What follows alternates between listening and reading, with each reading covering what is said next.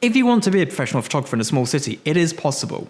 It's less probable, but it is possible. And I'm going to go through with you some things that you need to do to make it successful. Now, in the UK, if you want to be a commercial photographer, you kind of need to live in London. I do not. I have no interest in ever living there again. Lived there before. It's good, but I like partying a little bit too much. And yes, it's better for me to be out in the sticks. So the first thing that I did was I got an agent who lives in London. So he's there for me. He's kind of my, ear to the ground. He knows what's going on. He knows who's who. He has the right postcode, which sounds ridiculous, I know, but it's a fact of life. Now, there's a few other things that you need to have, and one is a studio. If you're going to be in a small town, you need a studio because you cannot just walk up to the latest rental place.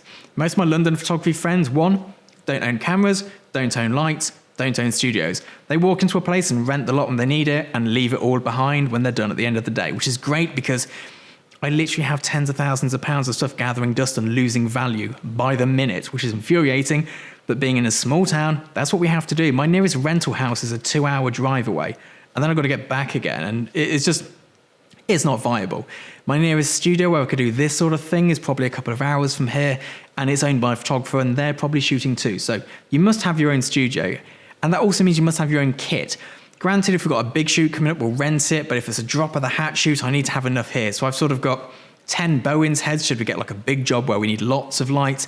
I've got 3 Broncolor heads and 3 Broncolor packs. Should it be something where we need fewer lights but a bit higher quality or a bit more oomph in terms of power because I've got like the 3200 and 1600 watt packs. And then I've got my cameras. I've got a couple of 50 megapixel Canons. I've got every lens that I could possibly need. 1740, 2470, 70 to 200. 35, 45 tilt shift, 50, 90mm tilt shift, 85mm prime, 100mm prime. They're all kind of there. I've got audio gear, video lights. I don't even do video, but you never know. So all of this stuff is needed just in case there's a drop of the hat job. But then, of course, when there's the big productions, we rent in the Phase, the Hasselblad, whatever it may be, but you have to be ready for these quick turnaround, quick small jobs that can sort of keep you afloat with cash flow. You're also going to want a network of assistants because the problem with small places like this is assistants tend to be younger than the photographer, and anyone with any sort of gumption disappears pretty quick. So I've had loads of great assistants, and then they get to a certain level and they go, I'm off to London, see you later. Or I'm heading to New York, see you in a few years. And that's kind of a constant issue for me. And I'm always trying to find new assistants. And sadly, or not sadly, it's good for them that they get good. But like for me, it's like, I've got to train someone else up now. This is a nightmare. So get a good network of assistants. I've currently got people driving from Manchester, which is like 3 hours away to assist me.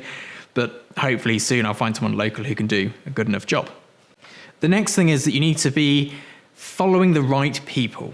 And this is a social media thing. Just because you're not near people, you need to sort of be engaging with them. Instagram is the way for this, LinkedIn to a lesser extent. But if you want to be in the commercial world and you're in a small city, you need to be following all the art buyers, directors, creative directors, agents, agencies, all the people in that bubble. You need to be in with them. And this is something I talk to with my one-to-one students all the time. You've got to be following them. You've got to be engaging with them, not just hard selling them, but actually interested, engaging, find the right people. And just really make sure that you're out there, and you've got to keep putting that work out there, which brings me through to my final point. If you don't live in the capital city or in a big city where there's a big commercial sort of photography thing going on, your work has got to be damn good. Nobody wants to deal with getting photographers from out of town unless you're a known entity and your work is particularly good. There will be hundreds of people locally who are great, and you've got to outdo them. And that takes time. It means that for maybe the first 8 years of your career, you're going to be slogging away, grinding away, trying to get your work to a good level until you can then overtake the people in London, Paris, New York. Give me some other cities. Lisbon? Lisbon's very big for advertising. Anyway, you need to get past them. You need to be bigger than them, better than them. You need to really have that distinctive style, which is so niche down that people go, this person here does this. This is exactly what this client needs. Let's bring them in. We'll ship them in and we'll get the job done. And that's why I end up shooting around the world, because I have a very specific aesthetic and people go, we need that particular look. Let's fly him in for the day, get the shoot done, put him in a nice hotel overnight and send him back the day after. It'll be worth it because he does exactly what the client needs. Now, I hope this doesn't put too many of you off. What I want to let you know is that it is absolutely viable to be a commercial photographer shooting big campaigns for well-known worldwide brands in a small town, but it's much easier just to move to the capital. And I understand not everyone can do that. I've got kids that I have a responsibility for now. I've got my girlfriend, and I can't just up sticks and move to London. That's just not going to work for my life. And to make it work, to have the career that I want, I have to work around that by having the studio, having the kit, having the agent in London, making sure that my portfolio is very succinct and it's, really, really niche down. I'm not just a food photographer, but within that and within that and within that. It's like a set of Russian dolls diving down to go, that's where Scott lives in this world. If you're enjoying these videos, you want to learn more about how to become a commercial photographer, hit subscribe. I've got a link to my website in the see notes bit, which will have some free information in there as well, which might help you along your way. See you next time. Bye-bye.